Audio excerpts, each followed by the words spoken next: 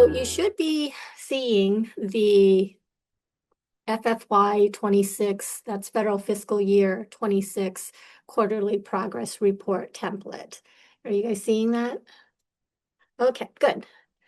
This is the narrative portion of the reports that you do or we do in order to give us opportunities to elaborate on why the numbers look the way that they do. Give me a second here. My screen is looking funky. Hopefully it doesn't look funky on your guys' end. Okay.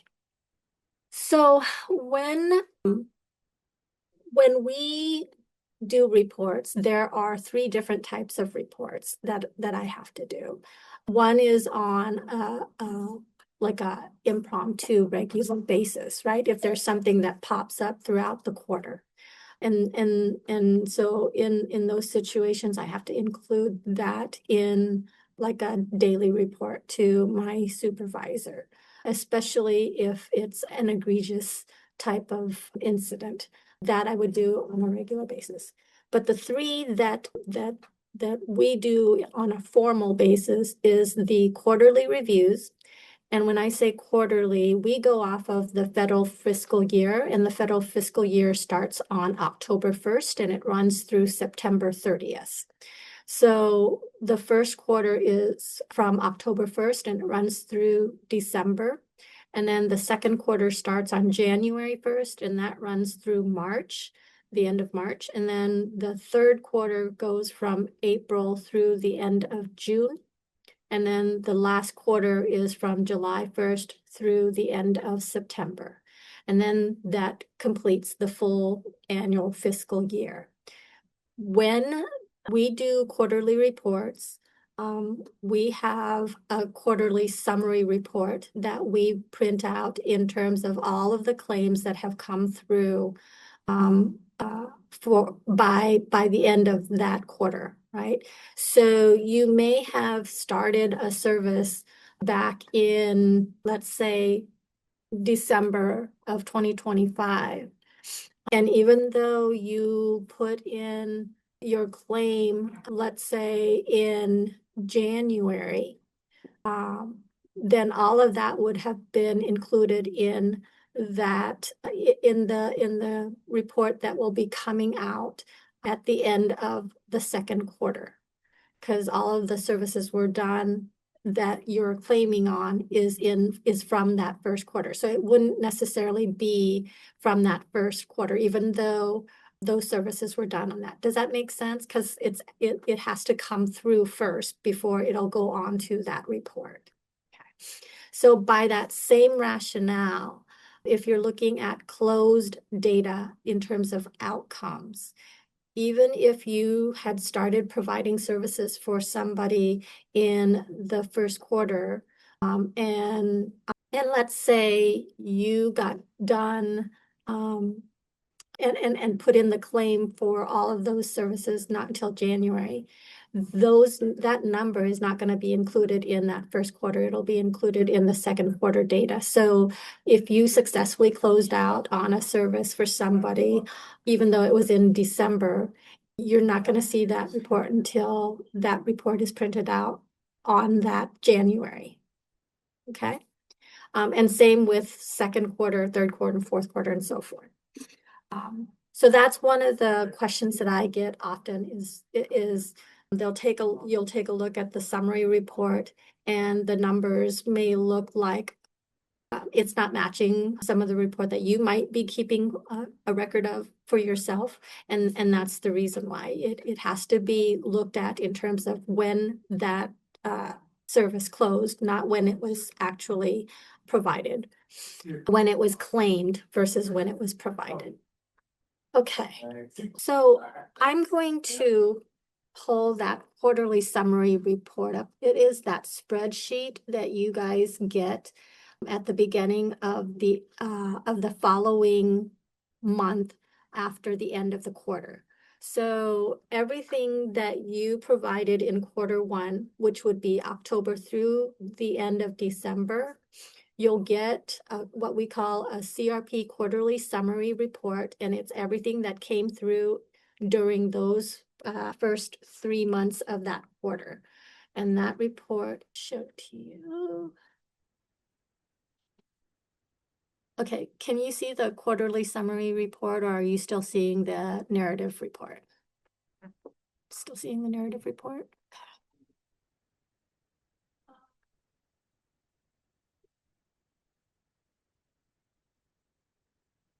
Stop sharing. And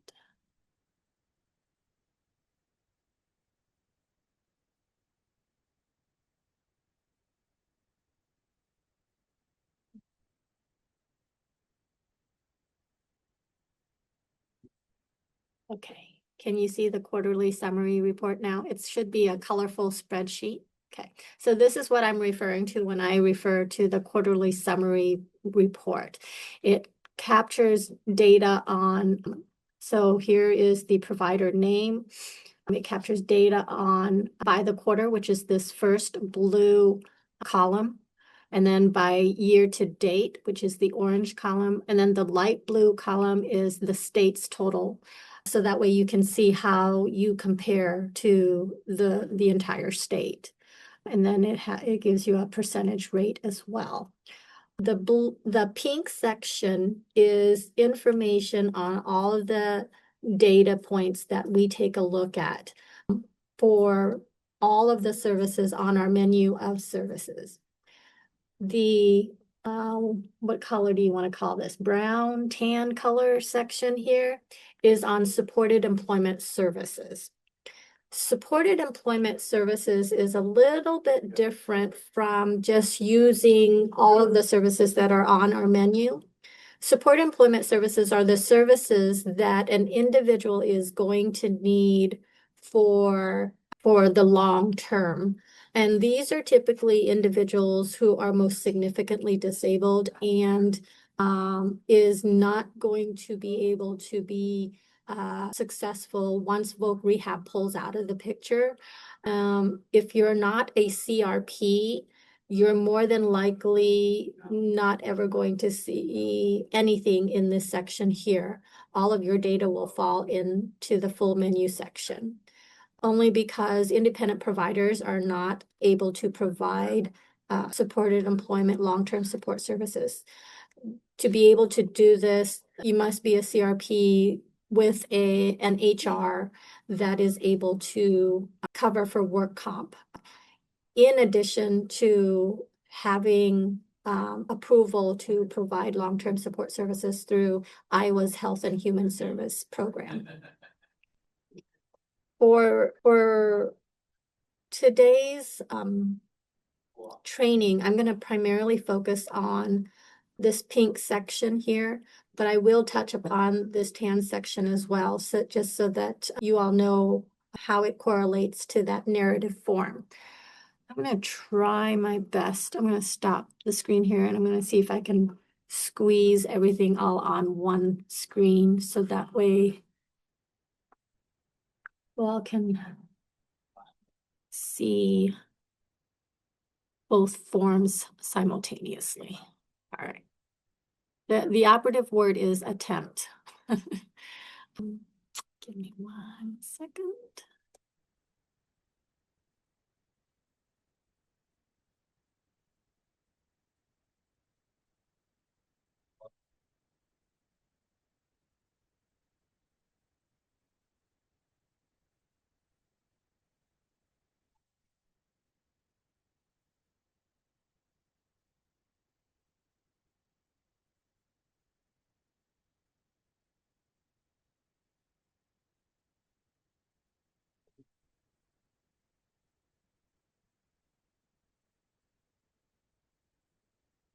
Okay, let's see here.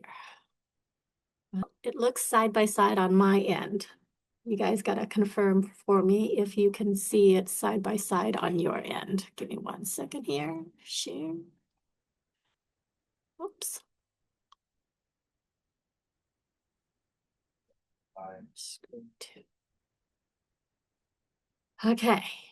What do you guys see? Can you see both of the forms side by side? Yay, I did it. Okay, I love technology when it cooperates. Okay. All right, so data points that we look at. The quarterly review are due every quarter, right? So the first quarter for everything that was completed between October 1st through December 1st was supposed to have been due by the 15th of January.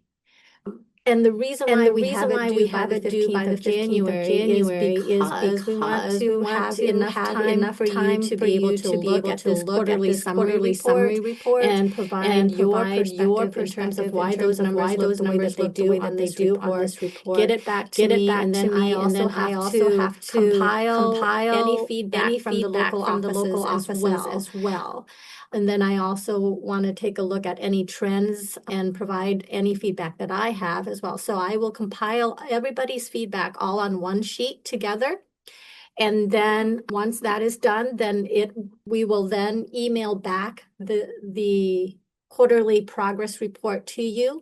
And you will see all of the feedback from the local VR offices as well. And if there's any concerning remarks on there, that's your opportunity to contact myself or contact the local VR office to say, hey, let's talk about how we can continue to be better partners with one another. You will then also use that report that I send back to you to then enter all of second quarter's report.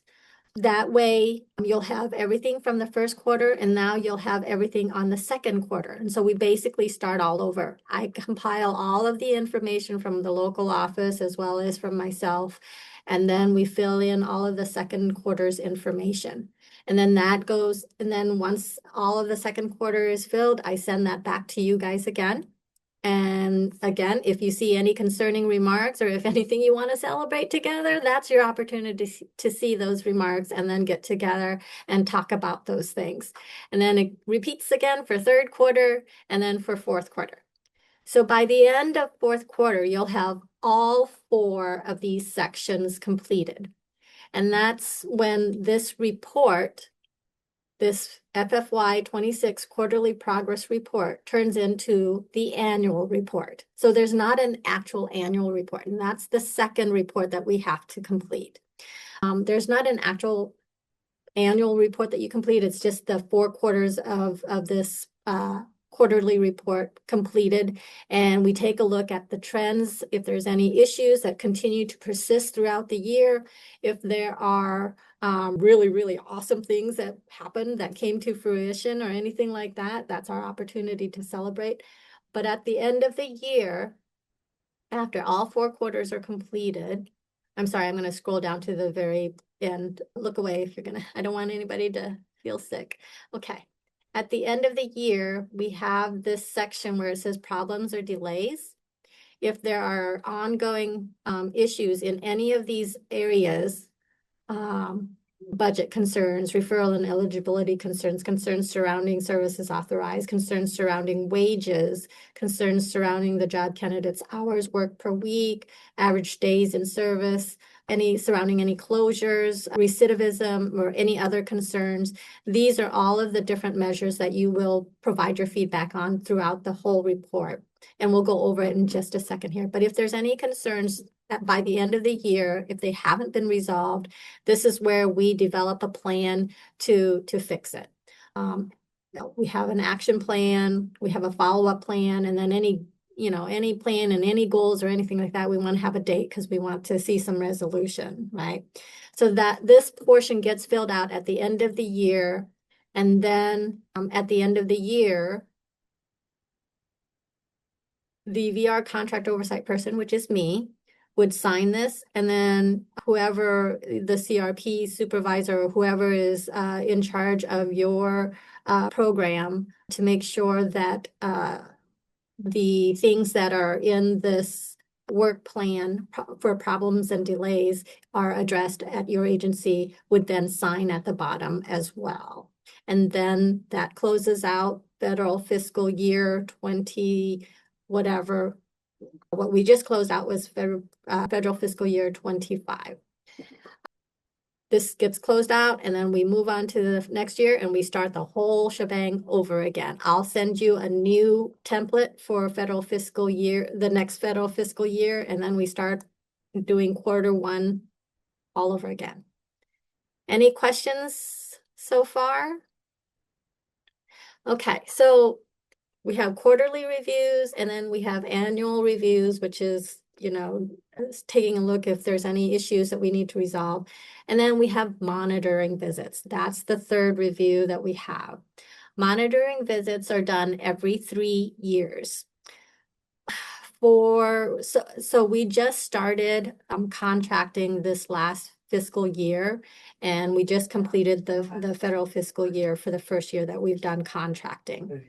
And what I've basically done is I took the first quarter of the first providers that fall in the beginning of the alphabet, and I did their monitoring visits already.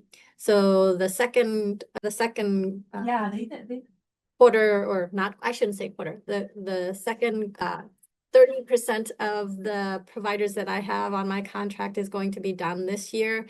And then next year will be the last 33% or so. And what those monitoring visits consists of is following up with providers to make sure that your staff are properly trained, you're compliant with the training and certification requirements, that your agency is truly in support of employment first, right? Because we're really taking a look at our providers running their programs with the lens of believing and providing services in a way that says, we believe that you can achieve competitive integrated employment. And that's basically just taking a look at, what are your flyers like? What are your agency flyers about your agency look like? What are your handbooks like? Is it supporting folks who are in your employment program to achieve competitive integrated employment? That's what we're looking for in terms, and how are your communication with people as you're providing services and stuff like that? What are some of the activities that you do? These are things that are oftentimes unspoken, but speaks volumes in terms of like community events that you hold and stuff like that. So we'll just have conversations about things that you do. And then, of course, making sure that you have, professional liability insurance and all that good stuff. Monitoring visits also take a look at what has happened over the course of 3 years. We're looking at trends in terms of what are the quality in the services that you're looking at? And that's really where that recidivism rate comes in as well. And I'll talk about that in just a little bit, but we want to take a look in terms of, as an agency, the services that you're providing, is it truly imparting knowledge to support an individual to become as independent as possible, to participate in community-based employment? So those are the 3 monitoring reports that I do.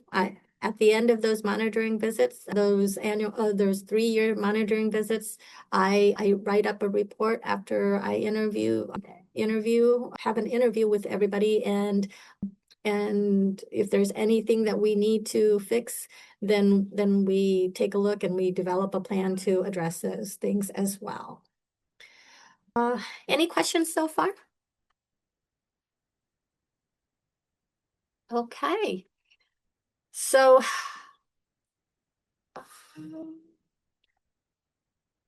I'm going to go through, I think it's like 9 sections. The first section is on budget. Basically, what we're looking for in the budget section, and by the way, all the parts that are in black text here is where you would enter your feedback. And this would correlate to the lines 12. Oh, no, sorry. Lines 13 and line 14. Oh, goodness. Give me 1 second. These eyes are just not working today.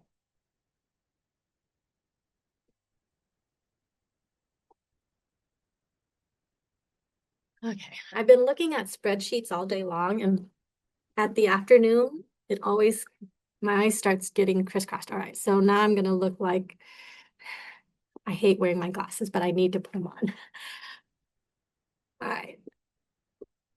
So for the budget section, you're gonna look at line 14 and line 15, which is the average days between the invoice date and the service received date. So we're taking a look at the date from when you invoiced us and to the date that from the date that the service was received, right? Which is the very last day that you would file the claim. For our contracts in Iowa, we ask that providers turn in their claim within 30 days of the previous month. So all of the services that were completed in January should be turned in by the end of February. All of the services completed in February should be turned in by the end of March. Of course, the goal is to then make sure that that stays within those 30 days. That's what that number is looking for. The second number we're looking at is the average days between invoice received date and paid date. Now, we want to make sure, again, that we are within 30 days of getting our folks paid. Now, y'all need to stay afloat, and we want you to stay afloat because we need you. And so we want to make sure that we're paying you all in a timely manner as well. And so we're tracking how long that averages in terms of us turning around and paying for you. If anything goes beyond those 30 days, that's going to be concerning for me.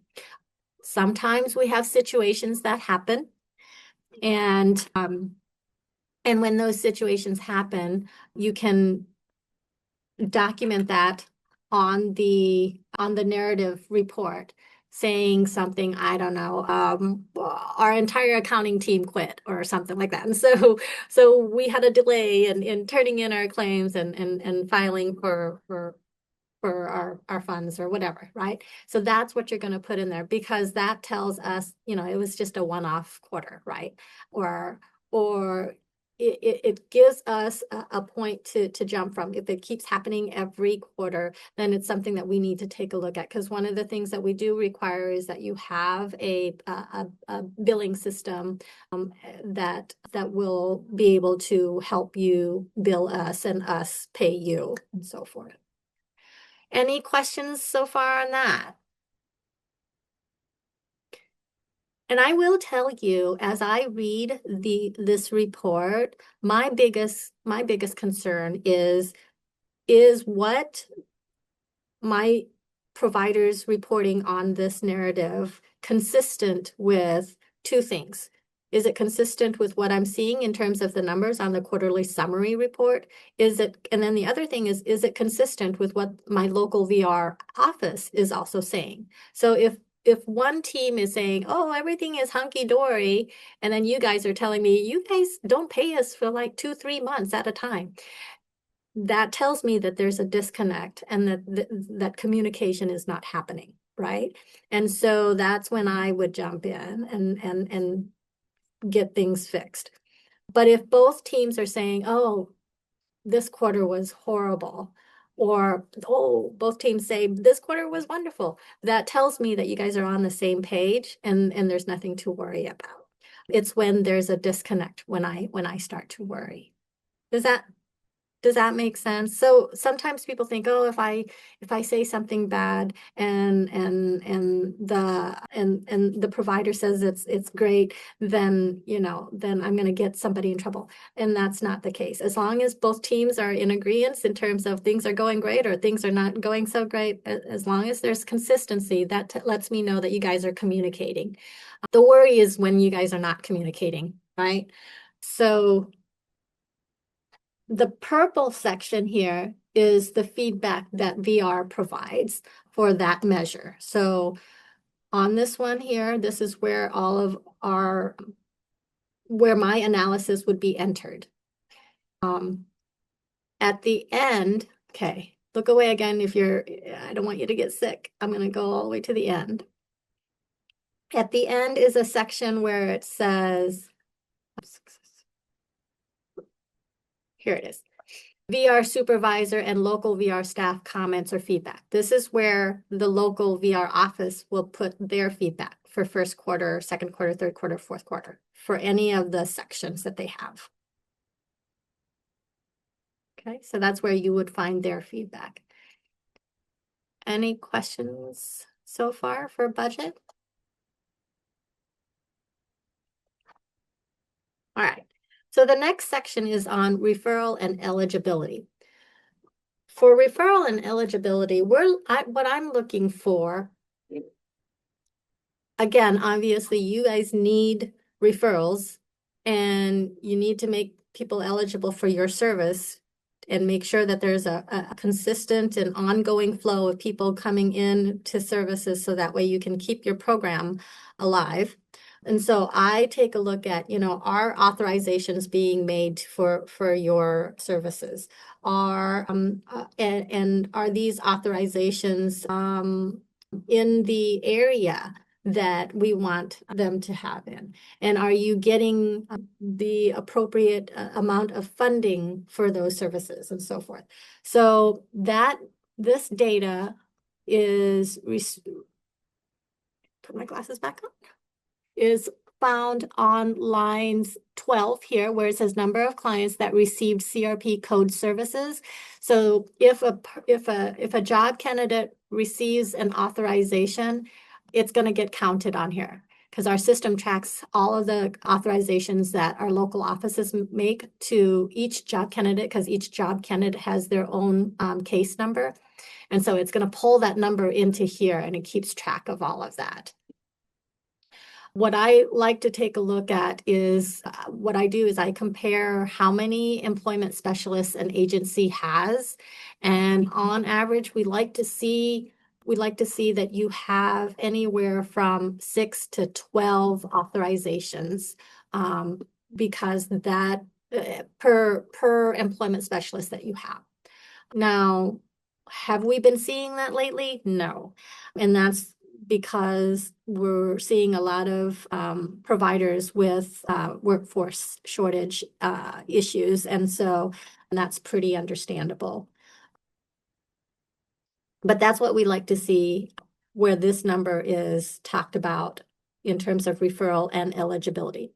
One of the things we also see happening is that, when somebody gets referred, but then they've been made eligible, but then they don't start actually getting services until, I don't know, 6 months down the road or something like that.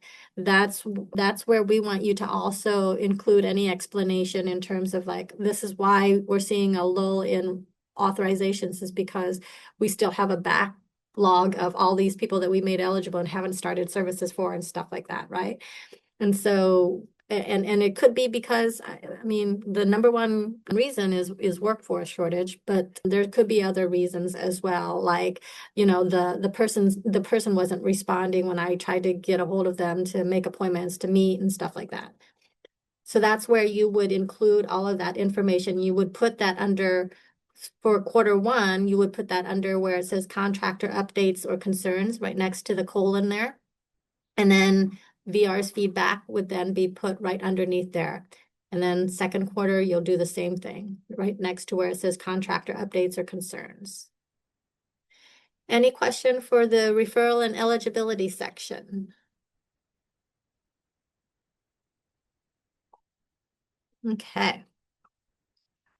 For the section on services authorized, on your contract, we included all of the services that you're committed to providing, as well as the geographic area in Iowa that you are committed to providing as well. And so we do want to make sure that you're providing or able to provide those services. And so we want to track, what services have been provided each quarter. So all of this information on the quarterly summary report is located here where it says county the job candidate currently lives. and the date of the report. And so usually there would be all of the counties that would be listed on here that received that a job candidate lived in and they received services. So if you said that you're going to provide services in 5 counties and there were only 4 counties in here, we'd take a look at that last county that is on your contract and see what's going on. Why isn't there any service going on there? And it could be because you guys aren't referring, right? You didn't refer anybody from that county, or we had somebody, but for whatever reason, you guys aren't serving that county. And then you could write down what your rationale is on the report here. The other data is the types of services that you're providing. So on your contract, you checked off or we highlighted which service you are committed to providing, and it's all listed here. And so there should be a number in terms of the number of clients authorized for that service. And, we want to see as many of those services that you're providing as possible have a number in here. As long as you're providing one that shows that you're providing that service. And that's where we would find that data.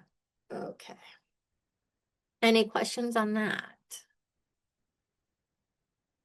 It also, some of our providers asked us, we'd like to take a look at how much we're getting paid in all of our different services, so that way they can figure out, where they want to put their investment in terms of like the types of services that they'll provide. And we track the data in dollars for you as well, and that's provided for you. Okay, I'll go back up here. The next area is on wages. This is taking a look at the types of job that you get for job candidates and how much they make on average.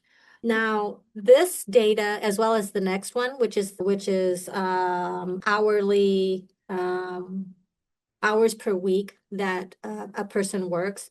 These two data are very subjective in terms of what job candidates want. And so it's more important than getting really high numbers, right? But we also want to make sure that we're optimizing or maximizing the dollar amount that person can make. We do recognize that some job candidates don't want to make too much money, or else they'll have their benefits impacted, and we don't want to negatively impact anybody's benefits, especially if they need those other benefits to be able to be as independent and successfully living out in the community as much as possible. So what we do look at is compared to the local area and compared to the rest of the state, what is the average wage that the jobs that you're getting for job candidates? What is the average hours per week that a job candidate is making and working? And then you can put your information here in terms of why those numbers look the way that they do. My key thing is, especially if you're a CRP and if you are working with an individual who is using support employment services, I want to see in this section where it says line 40 that person received support employment services benefits planning. Because line 40 will let me know that this person properly made an informed choice about how much money they make and how much they work. Because, even if they said, I only want to work a couple hours a week for $7.25 an hour, which we all know that that's not sustainable living, right?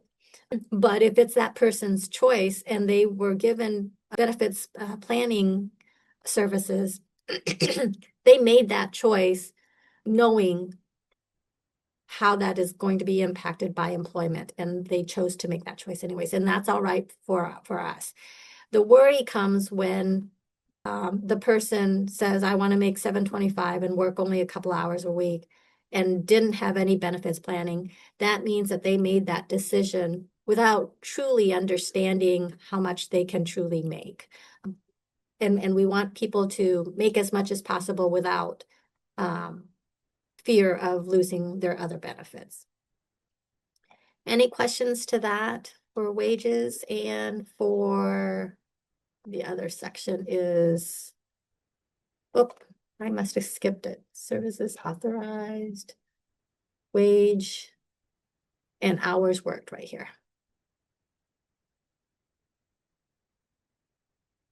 Okay. So the next data point that we look at is months in service. We, for independent providers, we're not tracking that because you're working with individuals who are not in support employment services. What we're really looking at is for individuals who are using support employment services. And this is where we look at line, I believe, line 39, where it says initial start of support employment services date to closure date.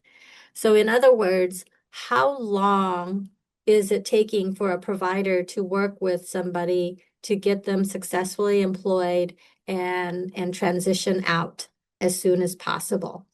And how does that compare to the rest of the providers across the state? And we want you to stay within, within 5%.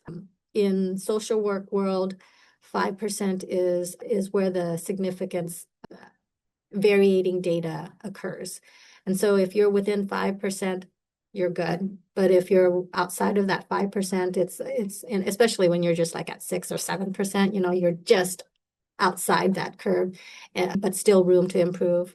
The numbers that I'm really worried at is when you're like really beyond that number, and taking a look at your program, seeing why it's taking a lot longer. And this is where you would provide your rationale. So for status 26, that number is line 36, right? And then for status 28, that number is for line 37. Basically, status 26 means that it is a successful closure, meaning that the person was successfully employed and was stabilized for at least 90 days without any further services that they wouldn't need if they didn't need it for the long term. And we closed them out. Status 28 is for whatever reason they started services and they didn't get the job, but they chose to close out their service. It is and then of course this line here is the average months, which is the line that we just looked at, line 39. There's I don't know how to really describe it, but it's like a dance that we have to do to try and keep somebody motivated and not give up and try to stick in there no matter how many times they hear no's and stuff like that, to stay in the journey with us. And because if we don't do that, especially with the population that we work with, they can give up and then close out prematurely. And so it really does sometimes have an impact on their motivation to stay and hang in there with us. I notice for sometimes though, no matter what we do, if that person doesn't want to continue on the journey, they don't want to continue on the journey, and we can't force them to stay in services. So those are the varying different ways that they can stay in service and close out successfully or close out unsuccessfully. And we take a look at those different types of closures as well. And we compare that in terms of like how many do we work with that end up in a successful closure compared to those who end up closing out unsuccessfully. And that's what we call the rehabilitation rate. RSA requires us, or has a standard rate, which is 55.8% success rate. And if you take a look at it, if a program is not is consistently not running at that 55.8%, it's really not a good program. And so we need to take a look and see how we can help that program improve. Because the dollar amount that a state spends on a job candidate that ends up unsuccessfully lets us know that, things aren't going great. And so if you're consistently falling way below that 55.8%, we need to do something. And I say we because it really does take both VR and our providers to work together to figure out how to have more closures that are successful than those that are unsuccessful. And this is where that section is. So for this number, we're looking at in the pink section where it says on line 18, rehabilitation rate.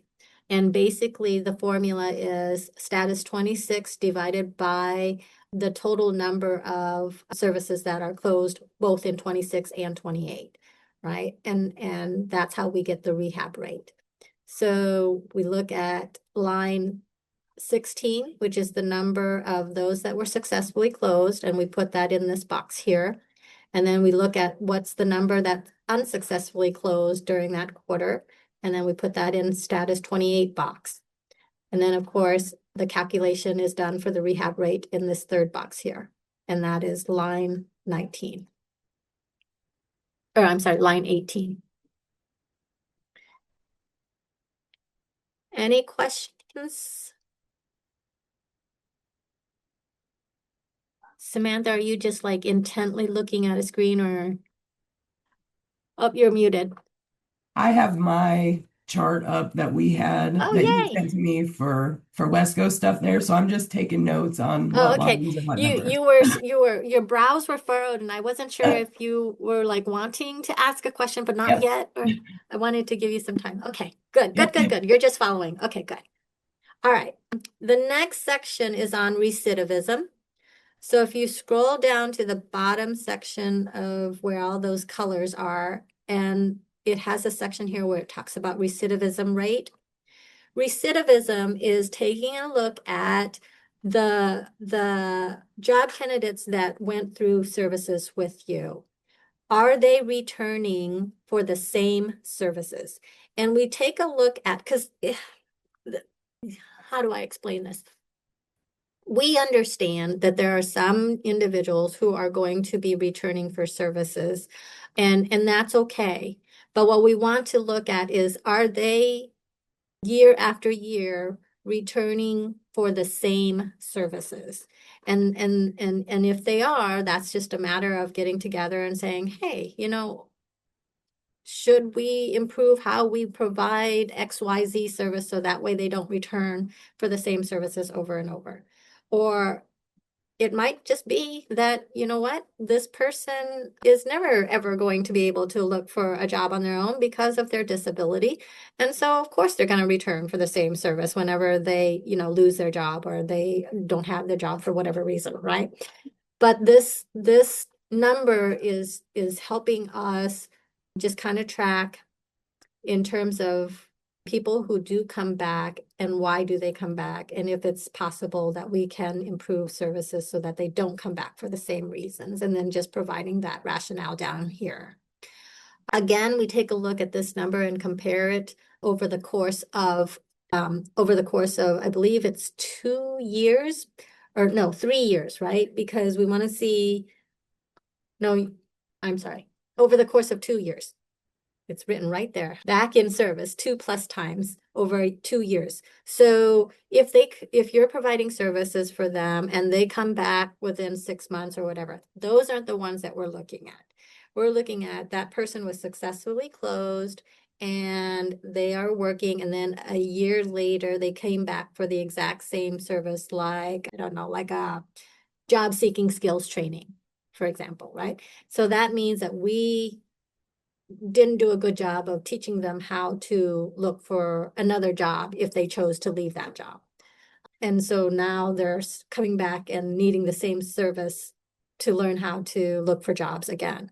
And sometimes it might be, it takes several times for a person to learn how to look for a job, right? And that's okay too. We just want to write that. We just want to track that and provide our feedback on here.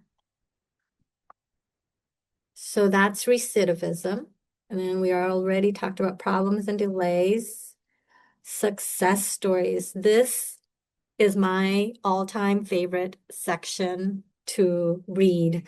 This is where we're not looking at numbers. This is where numbers can't capture stories and the true essence of what I call a program that can be successful, but like it may not look at the numbers, right? It could be a success story, doesn't necessarily have to be like, oh, we got so and so a job and they're doing great. It could be, you know what?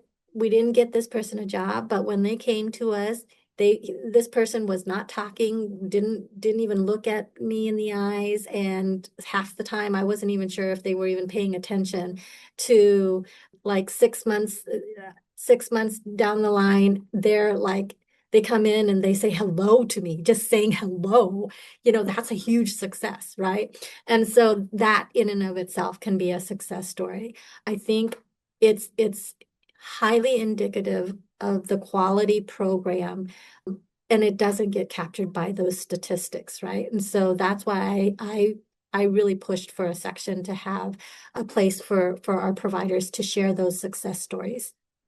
It can also be a story about like, man, we were having such a difficult time with our communication with the local VR office here, and and after we started meeting on a regular weekly basis, man, we're on top of everything, and Joe Schmo at the local VR here, I can call him up and just shoot the breeze with him, and that's how our relationship has just turned around, and that is a huge success, and it comes out and it shows out in the success of our job candidates and so forth, right?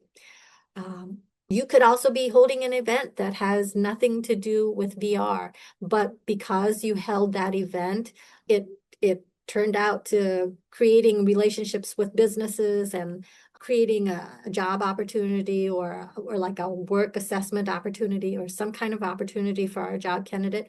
That can be a success story as well.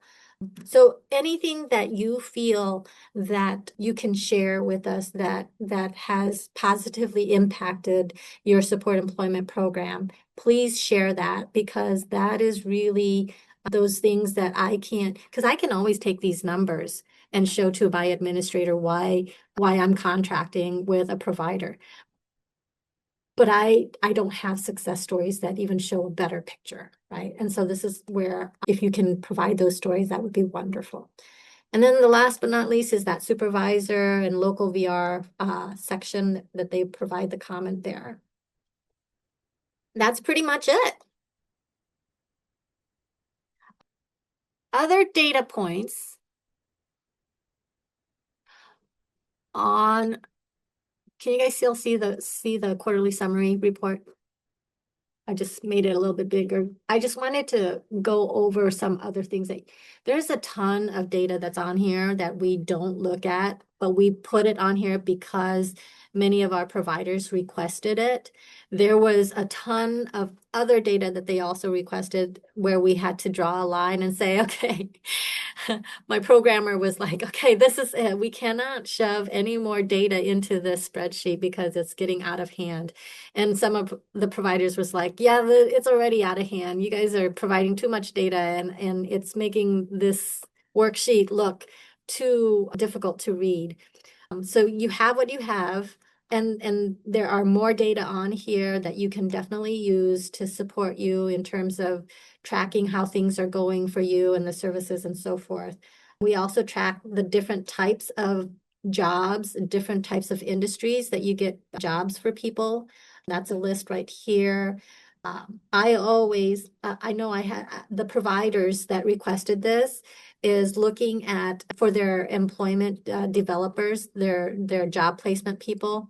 They're looking at like, are they just shoving them all into, those what typically happens is like people in like the fast food prep type jobs, are we sticking them all into janitorial type work and stuff like, not that anything's bad about those things, but we want to make sure that it is individualized and it truly is not just shoving everybody into one type of job and so forth.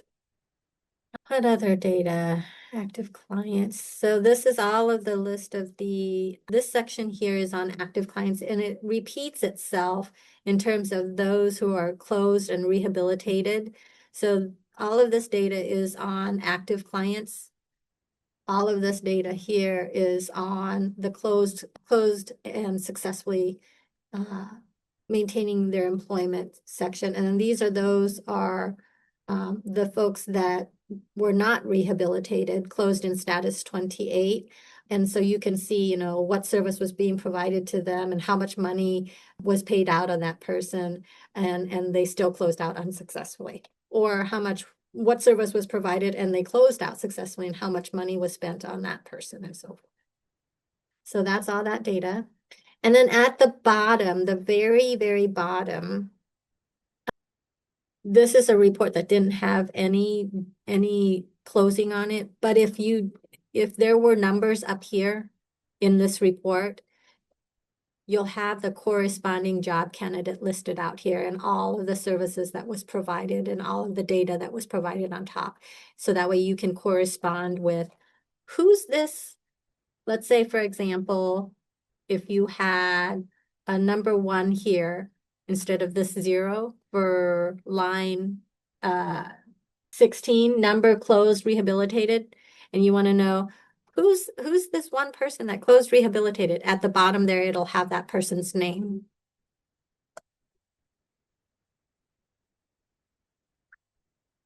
Okay. Any questions, concerns? I'm going to stop sharing because I can not really see you guys. No, thank you. That was actually super helpful. Like breaking good. it down. I really, really, really appreciate that. I am wondering, will you email us that? Because as I fill out the next one, I'm like, I think it'll be helpful to like pull that up again and be like, okay, I can watch a snippet on this. Yeah, absolutely. So after today, this recording will go to our marketing department, and they do their magic on it because it has to be ADA compliant and all that good stuff, Sure. right? And so they'll work their magic on it, and then it'll get posted on our website, and so you can access it anytime, as many times as you want. It'll be located in the section where it says resources, training resources and stuff like that. So that's where you will get it. The quarterly summary report, like I said, for each quarter at the end of the quarter, because we have to wait until the quarter ends completely. And so the very first working day, so if it falls on a Saturday, it won't come out until like that following Monday, or if it's a holiday, then it won't come out until that following holiday working day. It'll get reported. And some of you guys have probably seen emails from Victoria. She's my assistant. She'll send that out to each provider, so that way you will have this quarterly summary report to look at for each quarter. Yeah. That's awesome. Thank you. Oh, you're welcome. Any other questions, concerns? So the next report is so this quarter, we're in quarter 2. This quarter ends at the end of March, and so you'll have until April 15th. So on the 1st of April, either by the 1st, or because Victoria needs time to because we have about 80 contracts that I oversee, and I do it all by myself. And so other VR agencies, other states, they have a team of 5 or 6 people doing all of these things. In Iowa, it's a team of me. and Victoria is actually out, and I don't know how long she'll be. So I'm hoping she'll be back by then. If not, it's going to be me. So give me maybe a day or two, because I'm all by myself, and I'll get this report to you. Yeah. And then you should have already received the narrative portion of this from the first quarter returned to you. If you did not, please let me know and I can make sure that you get it, but it should be in a Word format. This is in an Excel spreadsheet format. When you complete these reports each quarter, please make sure that you keep it in the Word format, because remember, when you bring it back, I still have to compile all of the reports from the local office and my analysis onto it as well. And so then at the end of the year, when it turns into that annual report, remember how I said it, when all 4 quarters are filled, it turns into the annual report. When it turns into the annual report, after we do that work plan section, then it turns into a PDF format, and that's when both teams sign for it. So until then, keep it in a Word format for me. So, all right. And I believe, just so that you know, when it turns into that PDF format, we have an Adobe Sign program that we send those things out so that you can sign them. So it won't come to you as an email from me. It'll come from a PDF Adobe program so that you can sign it. Yeah.